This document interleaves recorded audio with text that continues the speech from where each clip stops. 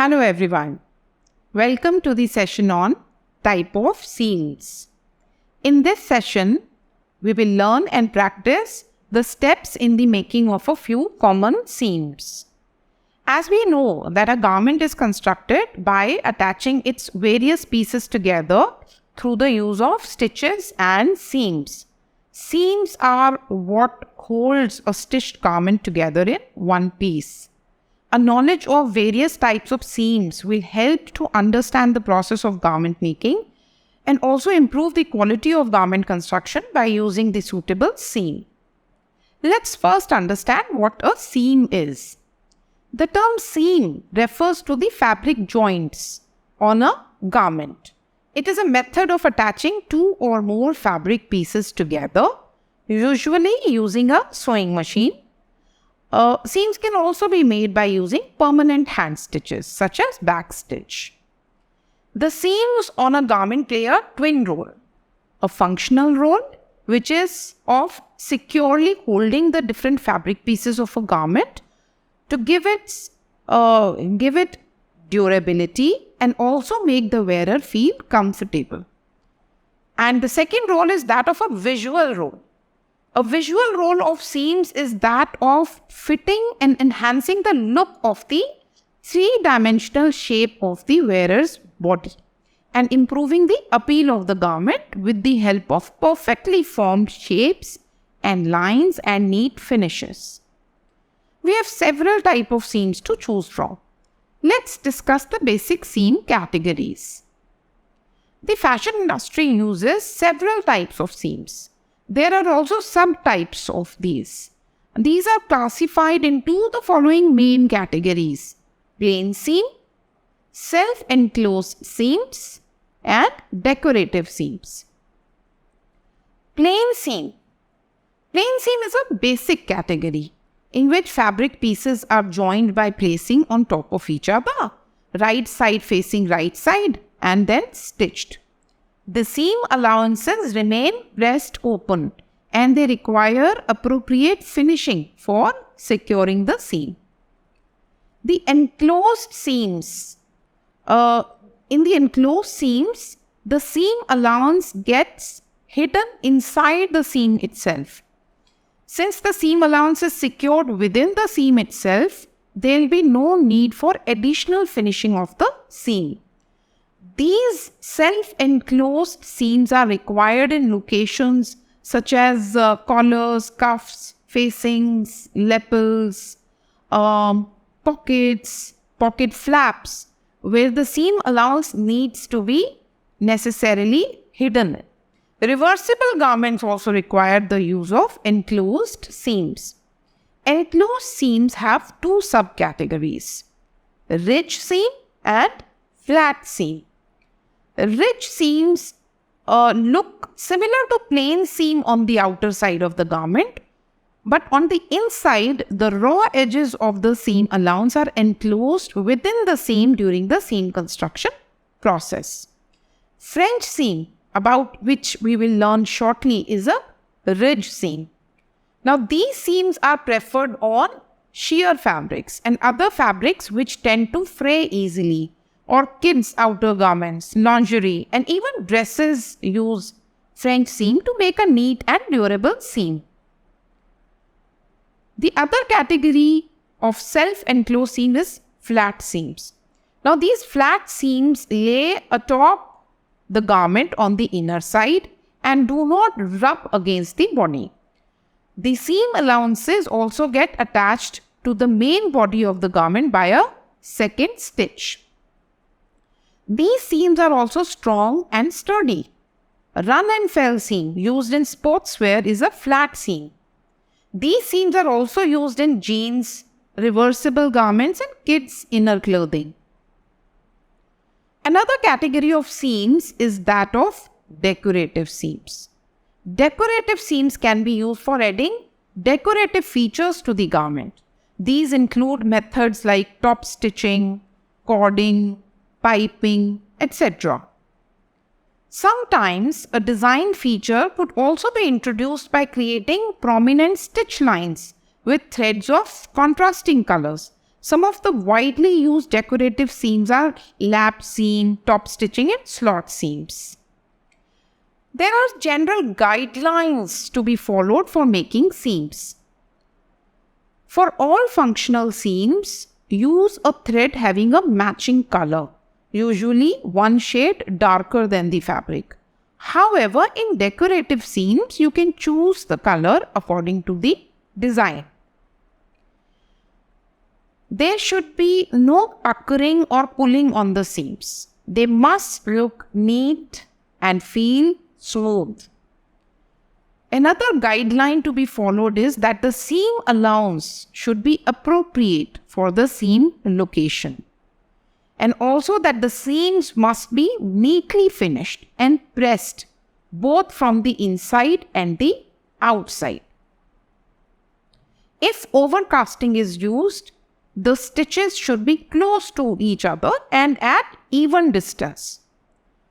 Now let's discuss how to make few of these popular seams. We'll take French seam first. French seams are done in 2 steps. They enclose the raw edges of the seam allowance within the main seam, and they do not require any additional finishing, and they appear nice and neat by themselves. They're also strong and durable. As I already told you, this seam is preferred for fine or sheer fabrics and delicate woven fabrics like silk, chiffon, organza, etc. For the construction steps, only 1 centimeter seam allowance is taken for making a French seam. We'll look at the demonstration of how a French seam is made. So let's understand how to do French seam. Now French seam is a self-enclosed seam. So you will see that the raw edges will not be visible and they will get enclosed within the seam finish. Okay.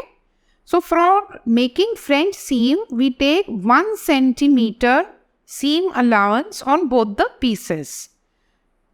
Okay. So in the French seam, we will start by applying a machine stitch on the right side of the fabric.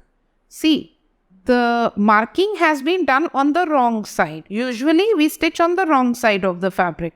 But in case of French seam, we will start making a stitch on the right side of the fabric.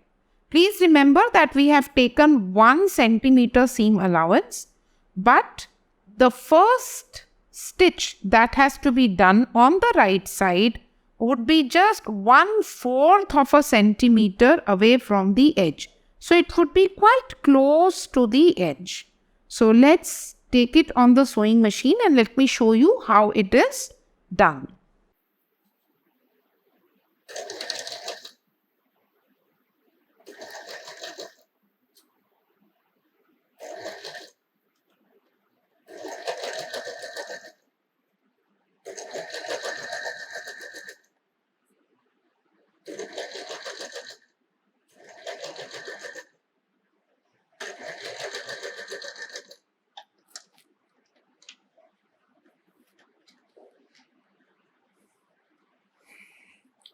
So in a French seam, the first stitch is applied very close to the edge.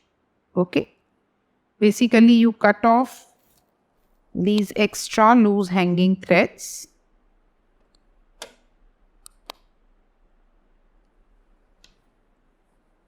So after stitching on the edge, you have to open it and you have to iron on the fabric on both the sides.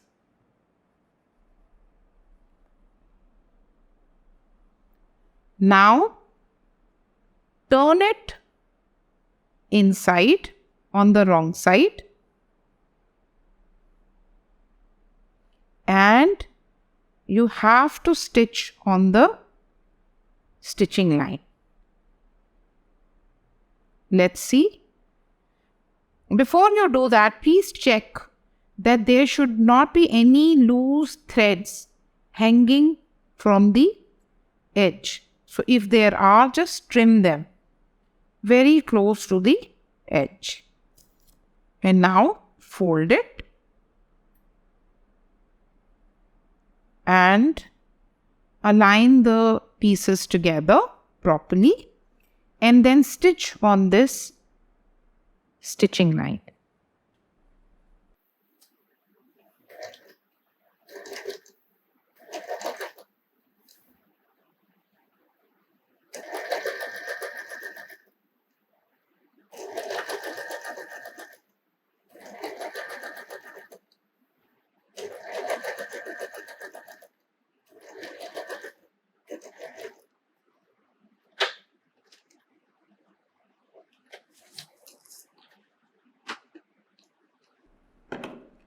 So basically we have stitched on the seam line from both the sides. And the final step, of course, is ironing.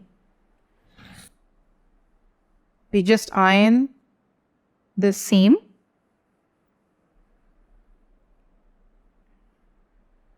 And just trim it. So this is how your French seam should appear. The French seam should be narrow. It should not be very wide.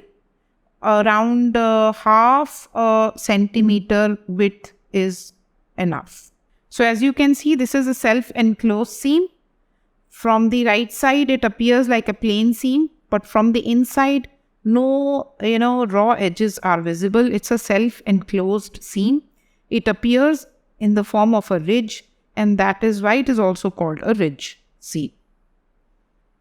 Run and fell seam. As compared to the French seam, which is preferred for lightweight fabrics, the run and fell seam is used particularly for heavyweight fabrics like denim. Seam allowance on one of the fabric pieces is closely trimmed to reduce the bulk at the seam. So this run and fell seam would also result in two visible stitch lines, which makes the seam strong and durable. These run and fell seams are also widely used in sportswear, heavy-duty garments, and men's and kids' wear. This seam also does not need any additional seam finishing. Now, for making a run and fell seam, 1 centimeter seam allowance is taken. So let's look at the video for understanding the construction steps of run and fell seam. So now we'll understand how to do a run and fell seam, which is also another kind of self-enclosed seam. So it is a flat self-enclosed seam. For doing run and fell seam, we take the seam allowance as 1 centimeter on both the sides. You can take it as 1.5 centimeters as well. So for making run and fell seam, again, just like in the case of a French seam, we put the first seam on the right side of the fabric. For run and fell seam also, we will make the stitch on the right side of the fabric.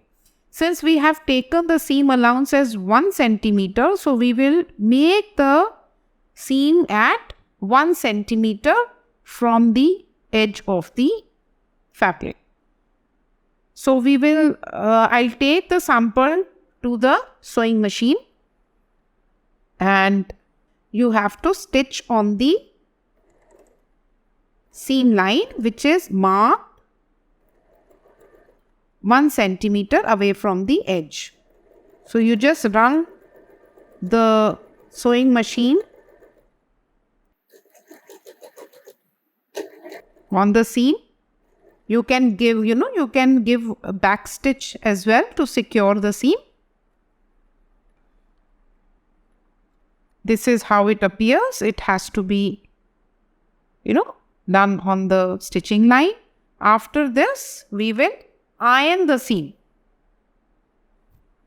So we will just iron the seam on both the sides. Please make it a habit to iron the seams as soon as you make them.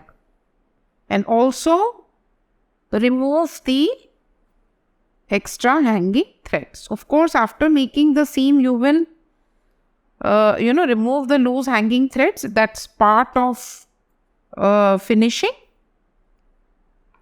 Okay.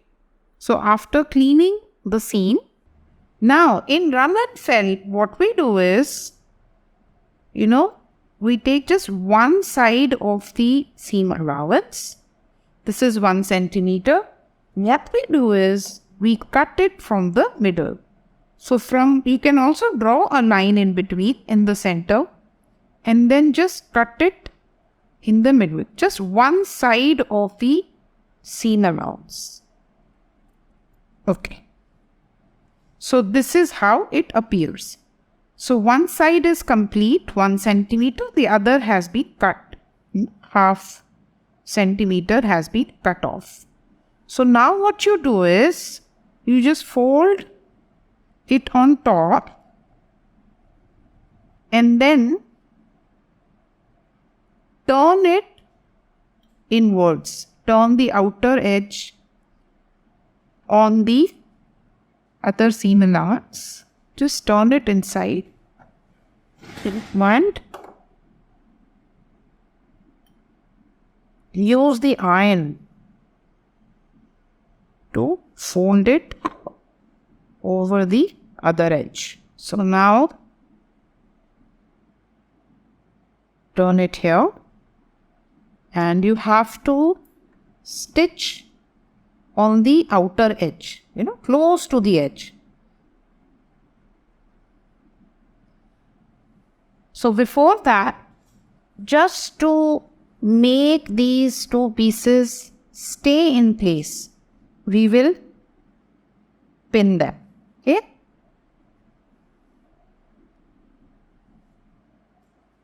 So you may use the pins or you may do the hand basting stitch. Even basting would do. Just pin these edges in place. You can check from the other side also.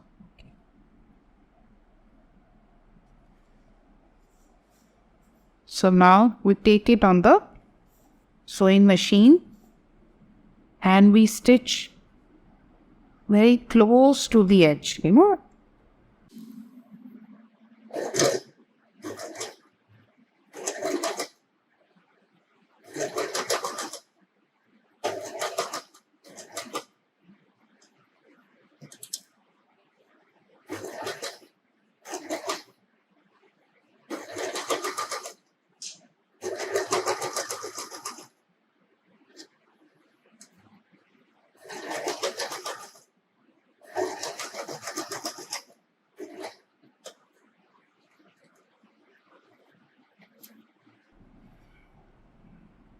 and just cut off those hanging threads. And this is how a run and fell seam appears on the right side. So you see 2 rows of machining done. So you might have seen this kind of a stitch in your jeans, denim jeans, on the outer edge. This is how it appears. Okay, and from the inside it appears as like this. So it is a self-enclosed flat. It is absolutely flat. There is no ridge. There is no nothing coming or protruding from the surface of the fabric. So this is how run and fell seam is made. The next seam is lapped seam. Now the lapped seam is used in very heavy and bulky fabrics like artificial leather, suede, felt, etc. It is also used while attaching yoke on a gathered piece to make it easier to attach. The lapped seam has a very simple construction process. In this case, both the fabrics are placed with their face up, only the edges are kept overlapping. We would also need to decide which fabric piece will be used at the top. Let's try to now understand how a lap seam is made. We have taken 1 centimeter seam allowance. It's a very simple seam to make. In one row of machining, the entire stitching is done. So what you do is, basically on the right side of the fabric, this is one piece, one side of the fabric. So you just fold it. So the seam allowance, from the seam allowance, just turn it inside and iron over it. So we have taken seam allowance 1 centimeter. So we'll just fold it and just keep it on top of the other edge. So it's as simple as that.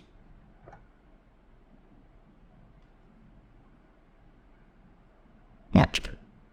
And then just pin it.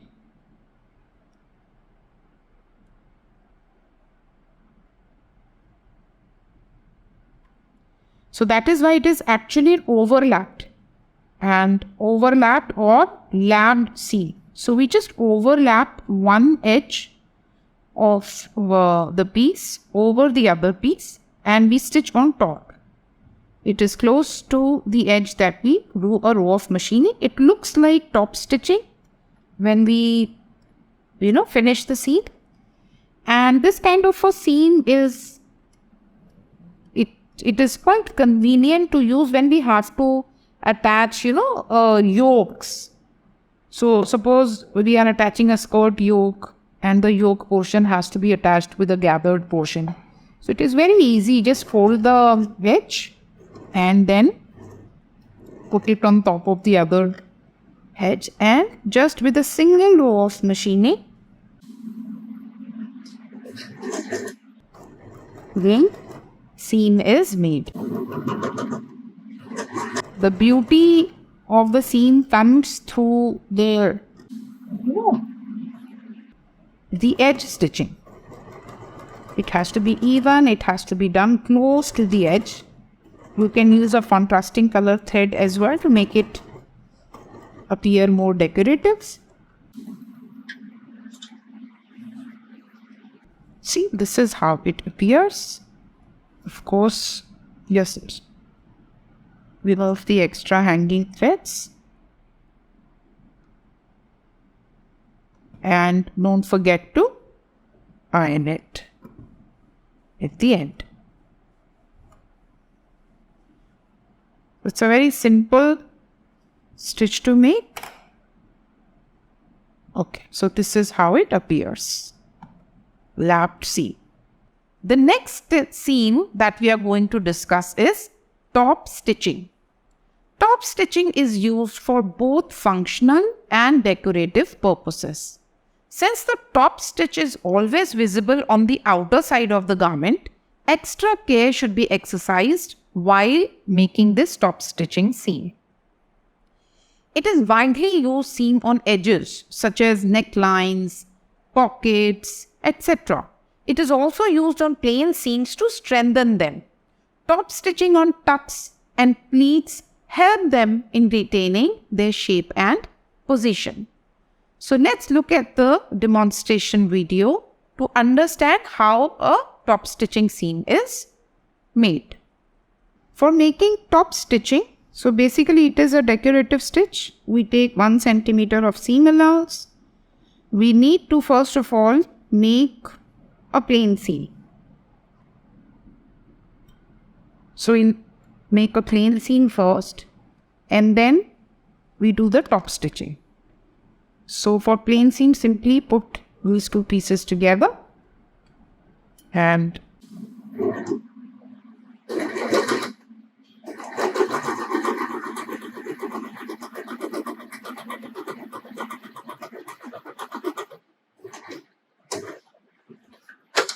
so here I am actually not, giving the secure reverse back stitch, but should do it. And of course, after making the seam, just iron it. Top stitching is actually a seam which is done from the right side of the fabric. So after making a plain seam, you just, iron it. And this seam allowance, all these two layers are taken on one side. They are folded on one side. Okay? And the side on which they are folded, you just make a machine stitch along the edge of the seam in this. Okay? So the stitching line would come on 3 layers. 3 layers is, first layer is this fabric and the 2 layers are that of the seam allowance. So this top stitching is actually considered a decorative stitch. You can do it with another colored thread, and it has to be done close to the edge.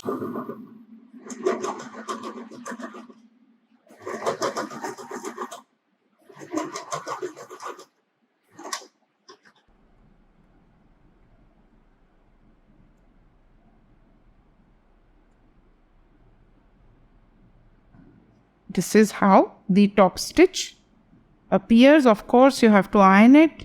It looks like lapped seam, but it is more strong and more durable than a lapped seam, because lapped seam is very dull, using one row of machining only. But here we have used 2 machinings. One was to make the plain seam and the other one is done for tall. So it gives, proper support to the seam, and it may be used as a decorative stitch also. So this is top stitching. Another decorative seam is the piped seam or the bound seam. Now this seam is stitched with a flat straight crane or bias strip made with the same or contrasting fabric of suitable texture and thickness, which is inserted between the fabric pieces, and it is visible on the face of the fabric. It is used as a decorative edge on collars, cuffs, pockets, or faced necklines, between the bodice and skirt at waistline of dresses, to accentuate yoke on princess line seams. Or it is also used for outlining openings and hems for tailored buttonholes. The last seam that we are going to take in this session is the corner seam. The corner seams are usually fully enclosed as clean finished angular edges, which you can often find on collars, cuffs, skirts, or the dresses vents, or while stitching pillows or cushion covers. For making a corner seam, you need to align the 2 fabric layers on top of each other with the face sides touching and the corners aligned. You can also insert pins, or you can do some hand basting to keep the fabric layers in place. Now these were few of the common seams used in garment construction. We also need to understand and remember few points for making a well-constructed seam. First of all, you need to iron the seams. The more you iron your fabric and your seam, the better your finished piece will turn out. Iron your fabric before you start and press your seams flat open or towards one direction. The second point to take note of is that you need to align, pin, do basting, and then sew. That means before actually taking the fabric on the sewing machine for final sewing, you need to align the edges of the fabrics properly and use pins. You pin the edges so that they do not slip. You insert the pins about 1 to 2 inches apart and perpendicular to your stitch line to make them easy to pull out when sewing. Do not sew over the pins with your machine. You may do even basting also, so that in some cases, especially when you're attaching facing on the neckline, one should prefer using basting rather than just pin basting, and especially if you're working on narrow edges. So in today's session, we discussed few of the basic seams used in garment construction. So I hope you found today's session useful and you will use the seams that you learned today in your upcoming sewing projects. Thank you.